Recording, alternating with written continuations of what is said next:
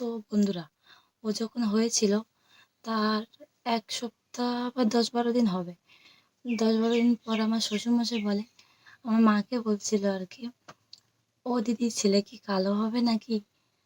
তো আমার মা বলল, "কালো হোক আর যাই হোক, মানে ভগবানের আশীর্বাদে বেঁচে থাকলেই হবে। আর সুস্থ থাকলে এটাই হবে।" তো আমি তখন খারাপ লেগেছিল একটু শুনে। তো আমি ভাবলাম হয়তো ইয়ার্কি মেরেই বলেছে। তো কালো হলে কি তারা মানুষ না? যাই হোক তখন আমার সিজারে কাটা সবে শরীরটাও ভালো না। আমি কাউকে কোনো কথা কিছুই বলিনি। তো ভালো। তারপরে আমি ১ম এ বাড়ির লোকদের কথা বলি। তারপরে তো গ্রাম প্রতিবেশী, পাড়া প্রতিবেশী আছে। তো তারপরে ২ বছর পরে আমার শাশুড়ি মা, ও যখন কথাবার্তা বলতে পারত না। তো মানে শুনতে পারত। ডাকলে শুনতো, কিছু বললে সেটা আনতো। তো ওর ঠাকুমা ওকে বলে যে, "বৌমা ও কি কানে শুনতে পায় না?" তো আমি কথাটা সেভাবে নিইনি আরকি। তারপরে রিসেন্ট ১ সপ্তাহ বা ১০-১২ দিন আগে মনে হয় হবে, বলছে ওকে আমাদের গুড্ডু কি কানে শুনতে পায় না নাকি? তো যাই হোক, আমার মনে হলো অনেক তো হলো, এবার একটু উত্তর দেওয়াই যাক। তো আমি বললাম, "তুমি তো ঠাকুমা এই ৩ বছর ধরে দেখছো, ডাকছো,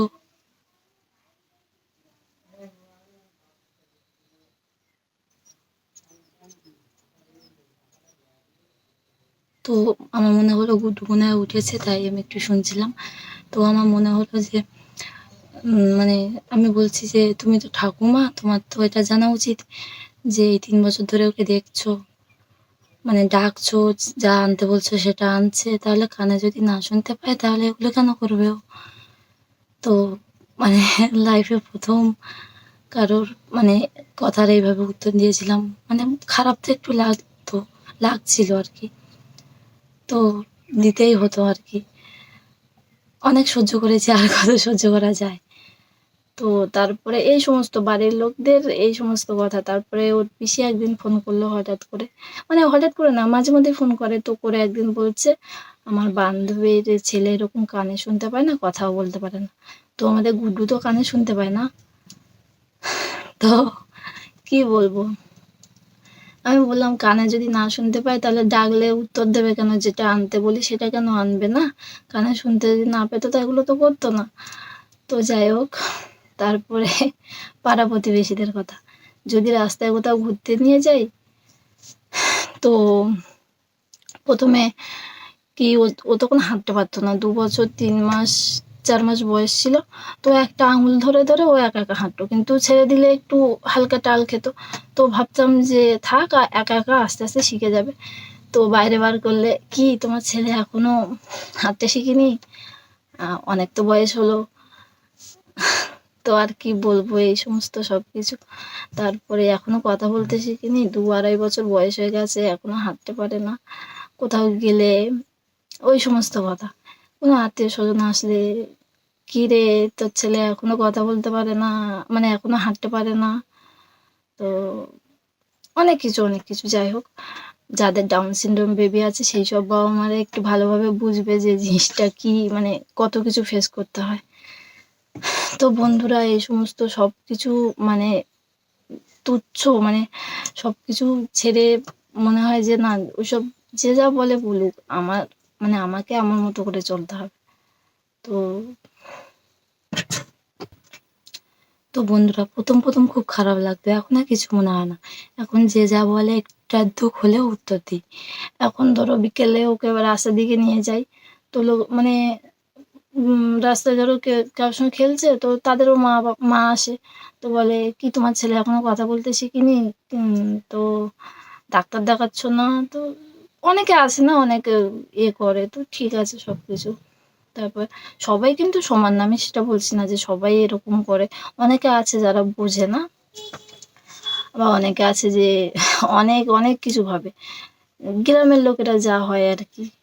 কত কিছু। তো বন্ধুরা, এইসব কিছুই মানে তোমাদের যাদের ডাউন সিনড্রোম বেবি আছে, এসব কখনোই মাথার মধ্যে আনবে না। আমি কিন্তু আগে প্রচুর কান্নাকাটি করেছি এটা নিয়ে।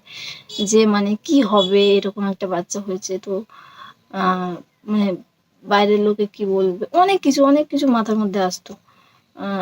তারপরে মানে কি মনে হতো এর থেকে মানে ও ছোটবেলায় না প্রচুর শরীর খারাপ থাকতো, সব সময় রাত জাগা 6-7 মাস পুরো টানা রাত জেগে বসে থাকতে হতো। তারপরে মানে প্রচুর মানে সমস্যার মধ্যে দিয়ে যেতে হয়েছে। আর তখন ছিল লকডাউন যেহেতু, তো খুব কষ্ট হতো। আর মনে হতো কি করেছিলাম যার জন্য মানে ও কষ্ট পাচ্ছে আর তার সঙ্গে আমরাও। তো যাই হোক, সবকিছু বাদ দিয়ে এগিয়ে তো চলেছি। আমার মনে সাহস আর ভরসাটা কোথা থেকে এসছে এটা তোমাদের সঙ্গে একটু শেয়ার করি। আমি ডাউন সিনড্রোম বেবিদের মানে ভিডিও প্রচুর দেখতাম। তো যখন ইউটিউবে সার্চ করতাম না, তখন বাংলাদেশের ভিডিওগুলো বেশি আসতো। তারপরে বাংলাদেশে একটা ছেলে আছে রাফান রাজ্জাক মনে হয় এরকম, হ্যাঁ। তো ও ডাউন সিনড্রোমই, ও একা ব্লগ ভিডিও বানায়, একা এডিট করে। ও একটা ভিডিওতে বলেছে, তো আমার ওকে দেখে আমার মনে একটু সাহস আর ভরসা, এটা সত্যি কথা, যে ওকে দেখেই আমার মনে হয়েছে যে আমিও মানে তোমাদের মতো বা আমাদের মতো বাবা মা যারা আছে তাদের জন্য মানে একটু হলেও কিছু যেন মানে হেল্প করতে পারি। আমার ভিডিওটা দেখার পরে তোমাদের যেন এটা মনে হয় যে আমার যেটা মনে হয়েছে যে ও পারছে তাহলে আমাকেও পারতে হবে। ও একটা ডাউন সিনড্রোম বেবি হয়ে যদি এতটা করতে পারে, তাহলে আমি ওর মা হয়ে কেন পারবো না ওকে একটু এগিয়ে দিতে। তো এটাই, তোমাদের মনে সাহস আর জোর কখনো হারালে হবে না। নিজের প্রতি ফুল কনফিডেন্স রেখে বাচ্চার সঙ্গে সময় দিতে হবে, আর বাচ্চাকে বেশি করে খেয়াল রাখতে হবে। আর ওদেরকে একটু ভালোবাসা দিলে দেখবে ওরা মানে প্রচুর অনেক দূর এগিয়ে যেতে পারবে। তো ছোটবেলা থেকে দেখবে ওদের কোনটার প্রতি বেশি ফোকাস আছে, কোনটা মানে করতে চায়। ডাউন সিনড্রোম বেবি বলে এটা নয় যে কখনো কিছু করতে পারবে না, বা অনেক ডাউন সিনড্রোম বেবি কিন্তু আছে যারা প্রচুর আঁকতে ভালোবাসে, খুব সুন্দর আঁকে বা কথা বলে না, কথা বলে বলবো না, খুব সুন্দর আঁকে বা খুব সুন্দর মিউজিক বাজায়, আমি দেখেছি। কিন্তু ওকে যেখানে নিয়ে যাই না, আমি প্রথমে থেরাপি দেওয়ার জন্য যেখানে নিয়ে যেতাম, ওখানে আমি অনেক ডাউন সিনড্রোম বেবি দেখেছি যাদের মানে আঁকার এক্সপ্রেশন আছে বা বাজনা বাজানোর আছে। তো যাই হোক, তো বন্ধুরা, তোমাদের যাদের ডাউন সিনড্রোম বেবি আছে কখনোই ভাববে না যে আমি আর পারবো না, আমি আর পাচ্ছি না, আমার দ্বারা আর হচ্ছে না। এত লোকের এত কথা শোনার পরে, বাড়ির লোকের এত কথা শোনার পরে, সবকিছু শোনার পরে আর পাচ্ছি না নিতে, এটা কখনোই ভাববে না। কেননা ওদের জন্য আমাদের বেঁচে থাকতে হবে, আর আমাদের জন্য আমাদের উপরে ভরসা করে ওরা বেঁচে থাকবে। তো যাই হোক, একটা সময় তো হবে ওরা বড় হবে না, তো সেই ছোটবেলার যে জার্নিটা ওদের, ওটা একটু ছোটবেলা থেকে একটু এগিয়ে দিলে দেখবে ওরা অনেকটাই এগিয়ে যেতে পারছে। তো যেহেতু তো বন্ধুরা, ভিডিওটা আর বেশি বড় করব না, যেহেতু গুড্ডু এখন উঠে গেছে না, আমি শুনতে পেলাম। তো ও একাই আছে ঘরে, তো আমাকে এবার যেতে হবে। তো ভিডিওটা ভালো লাগলে অবশ্যই, আমি মানে ভিডিও প্রথমেই বলছি, আমার ভিডিওটা একটু বেশি করে শেয়ার করবে। কেননা আমি চাই যে ডাউন সিনড্রোম বেবি যাদের আছে সেই মায়েদের কাছে যেন আমার ভিডিওটা একটু আগে পৌঁছায়। কেননা আমাকে দেখে যেন আমার ভিডিওটা দেখার পরে বা আমার কথাগুলো শোনার পরে তাদের মনে একটু জোর, একটু ভরসা আসে। তো বন্ধুরা, তোমরা ভিডিওটা একটু বেশি করে শেয়ার করো, আর ভিডিওটা ভালো লাগলে অবশ্যই লাইক, কমেন্ট, শেয়ার, আর চ্যানেলটি সাবস্ক্রাইব করে সঙ্গে থেকো।